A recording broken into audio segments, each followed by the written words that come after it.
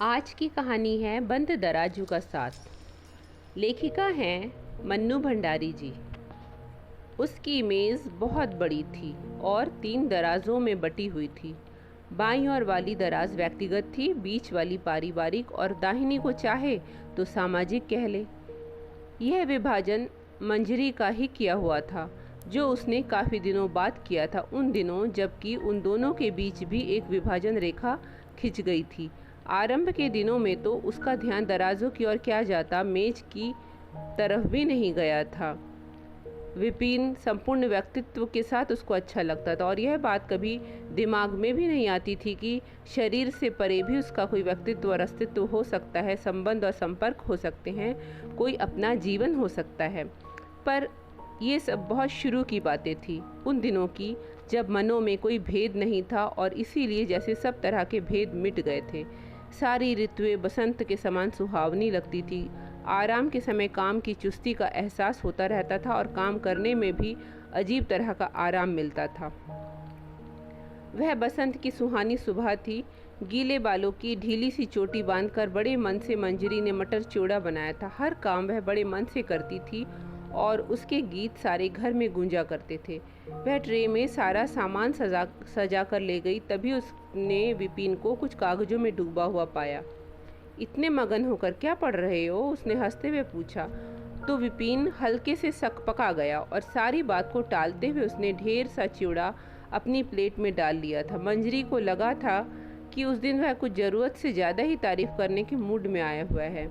वह लगातार प्रसंगहीन बातें किया जा रहा था, पर सब कुछ मंजरी के मन को छुए बिना ही निकल गया।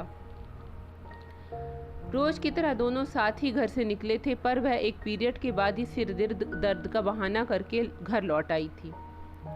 सारे रास्ते उसका सिर चकराता रहा था। घर में घुसते समय जाने क्यों लगा जैसे वह किसी और के घर में घुस रही है। वह सीधी टेबल के पास गई। टेबल पर पड़ी पुस्तकें, फाइलें, कागज पत्तर सब उसने पलटे, पर वे कागज नहीं थे। उसे खुद आश्चर्य हो रहा था। एक झलक भर में उसने जैसे उन कागजों की ऐसी गहन पहचान कर ली थी। उसने झटके से पहली दराज खोली। उसमें कुछ मित्रों और रिश्तेदारों के पत्र थे, 1-2 विवाह के निमंत्रण पत्र थे, अपॉइंटमेंट की डायरी थी, अखबारों की कुछ कतरनें थीं। उसने बीच की दराज खोली। उसमें पासबुक और चेकबुक थी, मकान और बिजली के बिल की रसीदें थी, एक और तहाए हुए कुछ रुमाल पड़े थे। उसने तीसरी दराज खींची तो वह खुली नहीं, उसमें ताला लगा हुआ था। दराज में ताला होना ना कोई ऐसी अनहोनी बात है, ना ही ऐसी भयंकर, फिर भी वह भीतर तक कांप उठी थी। उसने सारा घर छान मारा, पर उसे चाबियां नहीं मिली और वह सचमुच ही उसका सिर बुरी तरह से दर्द करने लगा और वह मुंह पर साड़ी का पल्ला डालकर सारे दिन लेटी रही। उस रात जब वह सोई तो भीतर ही भीतर उसके कुछ घुमड़ता रहा था। रुलाई का वेग जैसे फूट पड़ना चाहता था। फिर भी उसने सोच लिया था कि वह जब तक सारी बात का पता नहीं लगा लेगी तब तक एक शब्द भी नहीं कहेगी। रोज की तरह विपिन ने उसे बाहों में भर लिया था, पर जाने क्यों उसने भीतर ही भीतर महसूस किया कि उसके साथ सोने वाला, उसे प्यार करने वाला विपिन संपूर्ण नहीं है, केवल एक खंड है, एक टुकड़ा।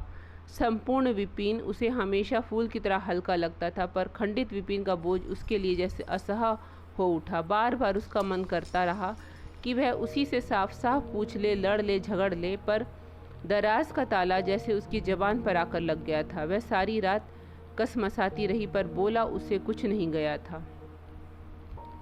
औरत की नज़र यूं ही बड़ी पैनी होती है, फिर उस पर यदि संदेह की सान चढ़ जाए तो आकाश पाताल चीरने में भी उसे देर नहीं लगती। दूसरे दिन ही वह बंद दराज उसके सामने खुली पड़ी थी, जो विपिन की निहायत निजी और व्यक्तिगत थी।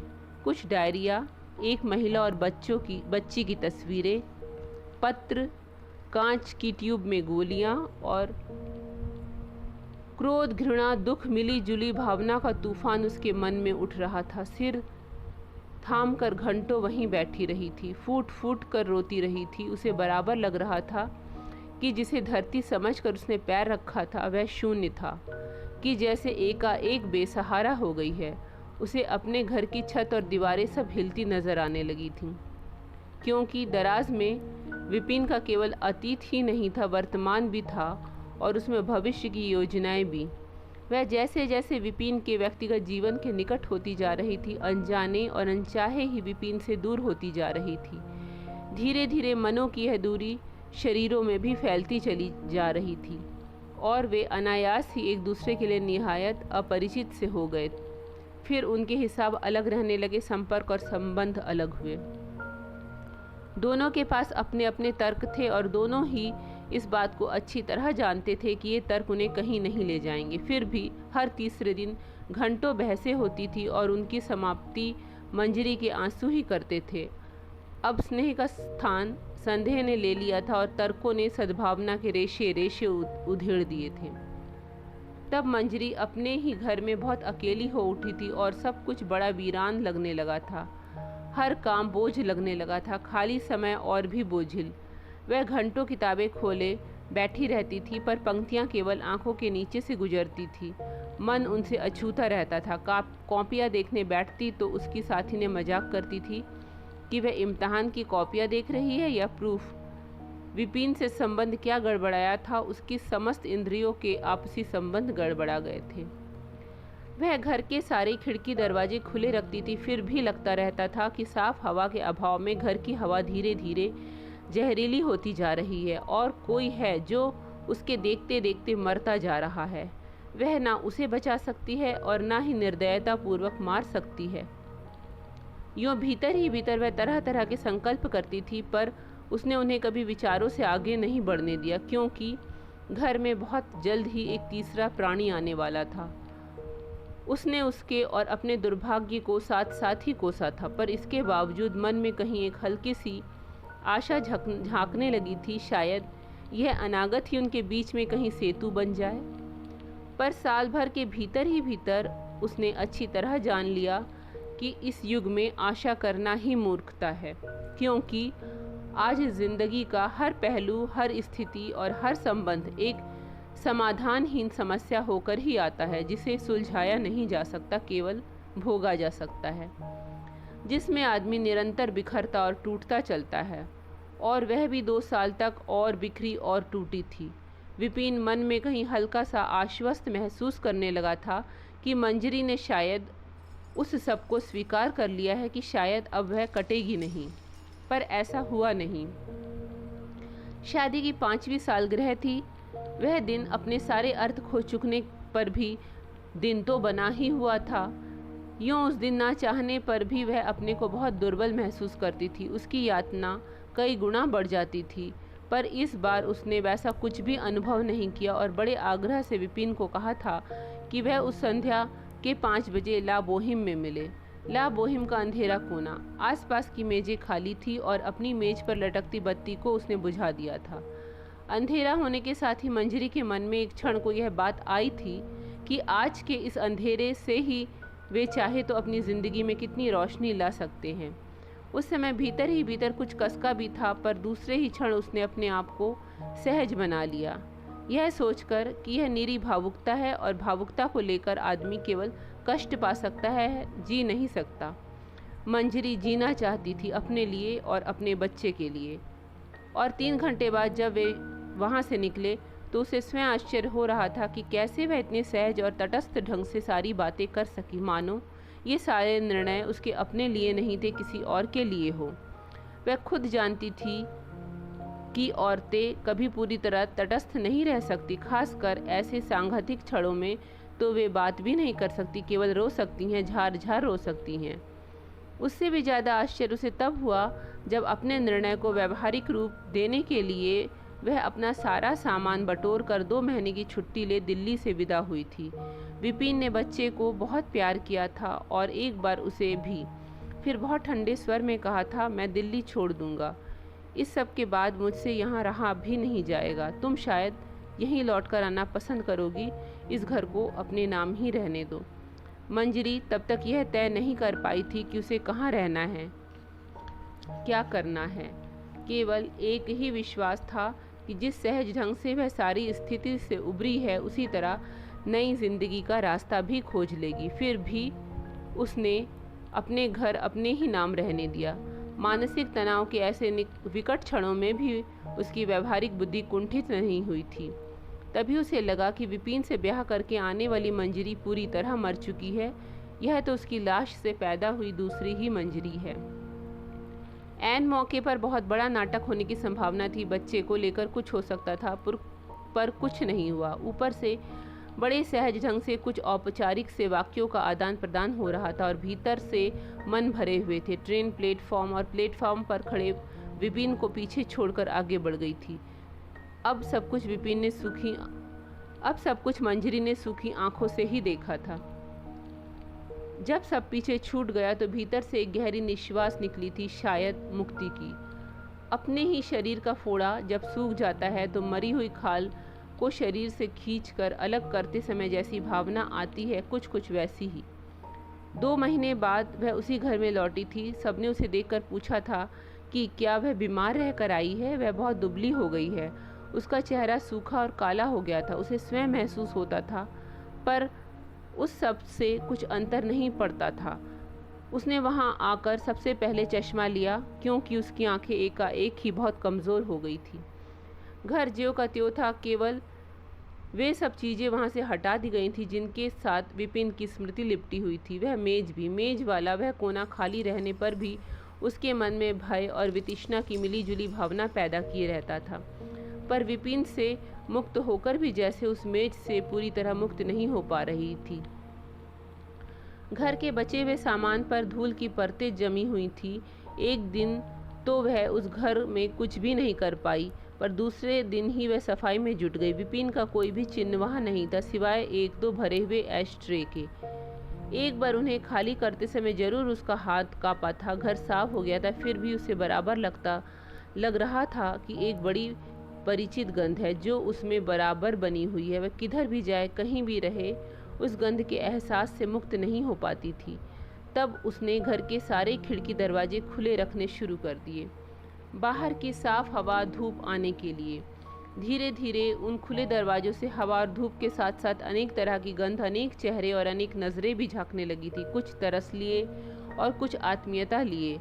उसके साहस की प्रशंसा भी की जाती थी और कभी कभी दबी जबान से यह समाचार भी दिया जाता था कि विपिन को किसी बच्ची और महिला के साथ देखा है। विपिन के लिए स्वर में भर्त्सना रहती थी, पर उसे ना अपनी प्रशंसा छूती थी, ना विपिन की भर्त्सना। पहले साल परिचित और नए चेहरों की संख्या काफ़ी बड़ी थी, फिर धीरे धीरे घटने लगी। हमदर्दी के लिए बात पुरानी हो चुकी थी और उन्हें लगता था कि वे अपना फ़र्ज अदा कर चुके हैं। सिर्फ एक चेहरा था जो निरंतर बना रहा और घर में बहुत भीतर तक प्रवेश कर गया। पर मंजरी किसी प्रकार की हड़बड़ी में नहीं थी। हाँ, इतना जरूर हुआ कि एकाएक उसे बहुत बहुत अकेलापन लगा। नौकरी बोझ लगने लगी और जीवन नीरस।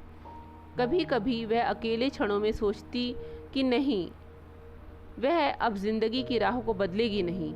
जिस तटस्थता से उसने सब कुछ झेला और अपने को टूटने नहीं दिया, उससे उसे लगने लगा था जैसे वह बहुत बड़ी हो गई है, मैच्योर हो गई है।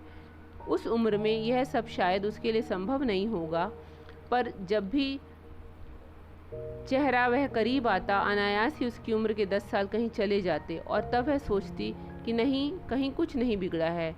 दिनों से गुजरकर उसकी उम्र की संख्या में जरूर वृद्धि हुई है, पर भावनाएं तो आज भी अछूती ही हैं। जिंदगी के वे सुनहरे दिन जब उसे अपनी भावना को खर्च करना था, मरे हुए संबंधों की लाश ढोने में ही बीत गए।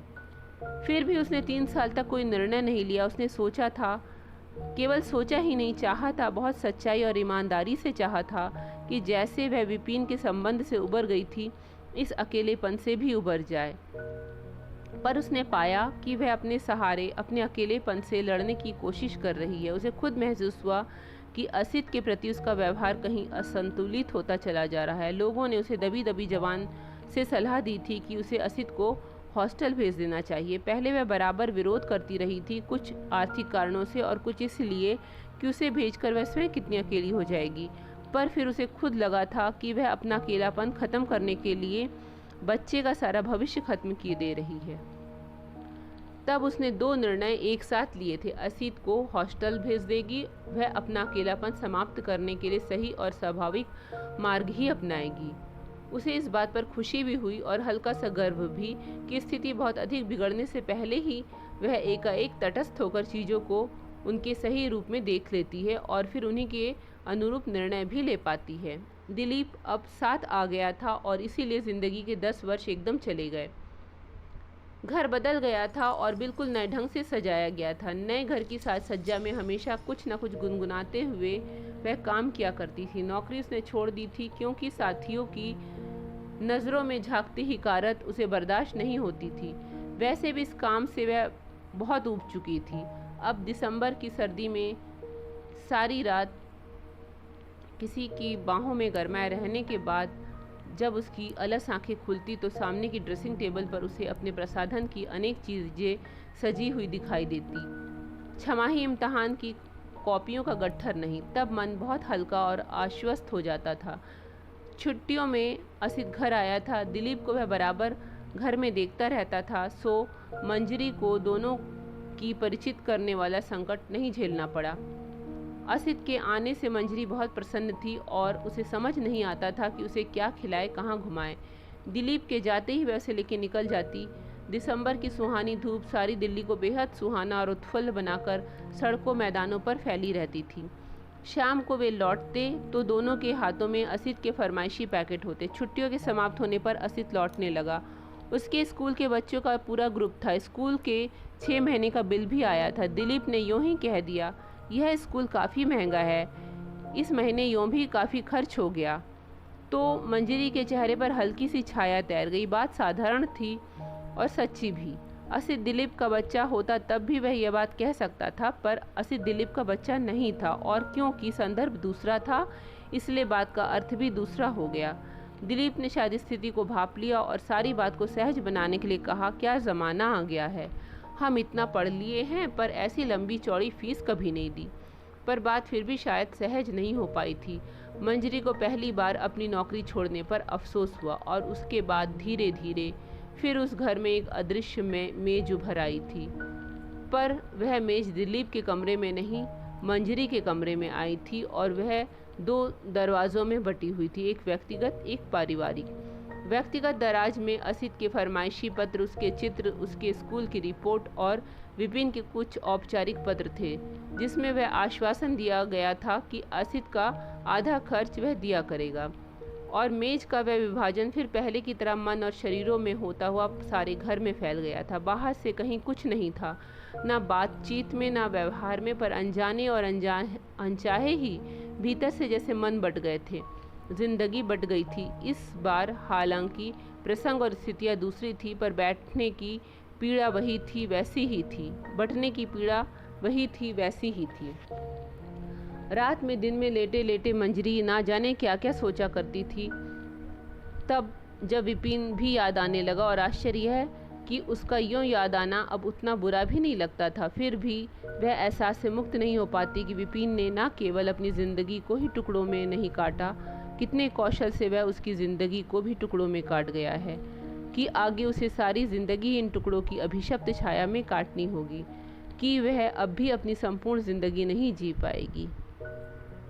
तो ये थी आज की कहानी।